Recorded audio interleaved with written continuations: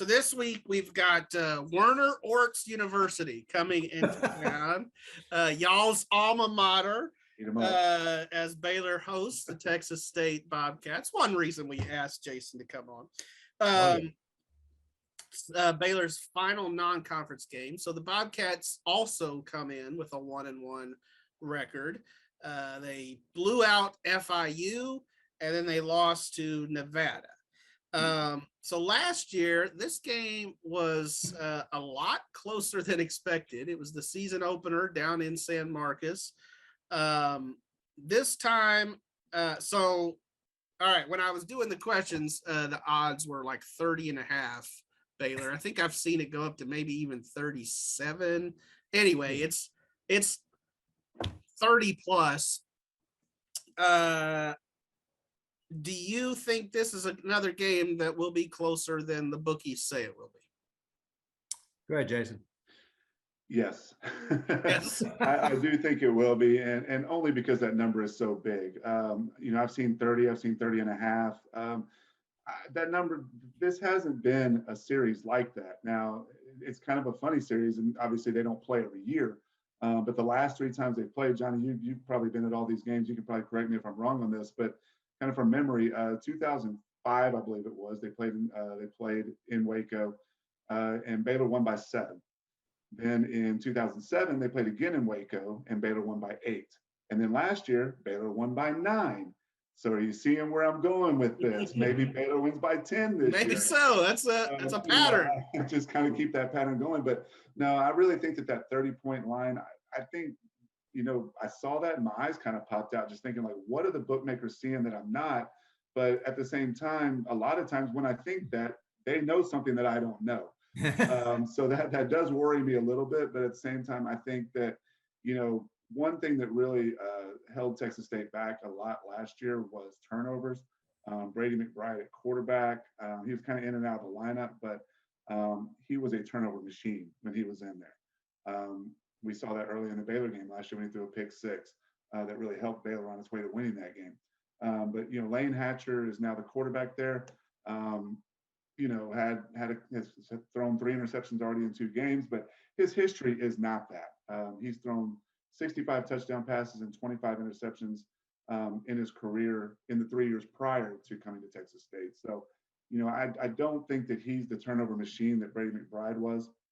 And I think that if the Bobcats can hold on to the ball and not have those turnovers, I think that it will be a much closer game than 30 points, obviously.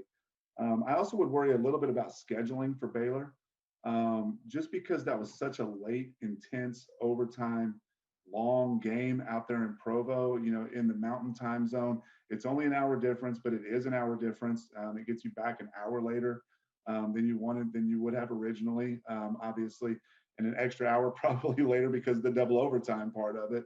So, you're already getting back late, and then it's an 11 a.m. kick on Saturday morning. So it's not like a really short week for Baylor, but it's a little bit of a short week for Baylor. So I do think that, maybe kind of also wonder about the hangover factor with Baylor a little bit too, just, coming off a tough loss like that. So I think there's a lot of factors that go into it that made me believe that this could be a closer game than the experts think. But again, I'm always a little bit leery on that, because every time I think that a line is so outlandish, and I do think that this, I would have put it probably 14-17. So, I think it is a pretty outlandish lines, but, a lot of times when I think that, the bookmakers know something that I don't. So I'd be pretty careful with it. Yeah, you're right about the hangover effect. I think they got in around 6 a.m. Sunday morning, which wasn't that much later when I got back to my hotel room in Salt Lake. It was a late night for old Johnny boy. Yeah, I was out of the press box at 2:45. I think that's a record for me. But anyway, but yeah, that line does seem a little high. But then again, Baylor's at home. They're probably going to play a lot better. Now Dylan Doyle will be out the first half. He was ejected from the BYU game for targeting. That might have be a bit of a factor there. I expect Baylor to play pretty well, but like me and Bryce have talked about, they're still trying to find themselves offensively. So, I mean, it might be difficult for them to spring a lot of points on the board real quick. So, but I think they're going to probably run the ball a lot again. I think they just like to run the ball.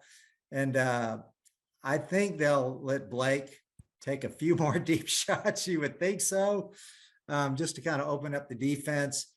But yeah, we'll see. I don't think it's should be like a 14 2-touchdown line or anything like that. But 30 seems a little high. So if I were picking a score on this game, which we don't really do that anymore, we just pick the winner. But this is why the Vegas people know what they're talking about, because they put it right where about it should be. I feel like, I think I would pick it somewhere between like 42-10 and 42-14.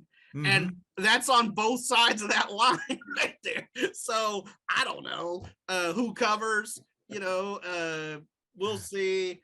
But yeah, I mean, Baylor should win, obviously, but we'll see. And to me, it'll kind of be a revealing game, in terms of, probably for both teams.